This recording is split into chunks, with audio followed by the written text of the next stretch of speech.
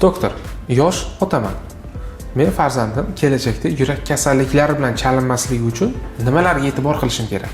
Eng avvalo, bolani yoshligidan to'g'ri va tartibli ovqatlanishga, erta yotib, erta turishga, jismoniy tarbiya, sport bilan shug'ullanishga odatlantirish kerak.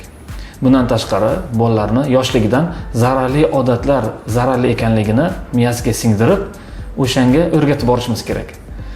Zararli odat deganda odatda aroq ichish, sigaret chekish va nos chekish tushuniladi. Lekin bugungi kunda telefonda ko'p o'tirib o'ynash, planshetda o'ynash, televizor ko'p ko'rish, internetda ko'p o'tirish, hatto energetik iste'mol qilish bu ham zararli odatlarning zamonaviy ko'rinishi. Aynan shularni zararli ekanligini bolamizga yoshligidan tushuntirib, miyasiga singdirib borsak, u albatta bu ishlardan uzoqlashadi va sog'lom turmush tarziga e'tibor bera boshlashi lozim. Yana eng muhim bir jihati bolalarimizni nafaqat yurak kasalligini aniqlash maqsadida, balki har qanday patologiya bor yoki yo'qligini bilish maqsadida yoshligidan shifokor ko'rigidan o'tkazishimiz, tibbiy ko'rikdan o'tkazishimiz maqsadiga muvofiq.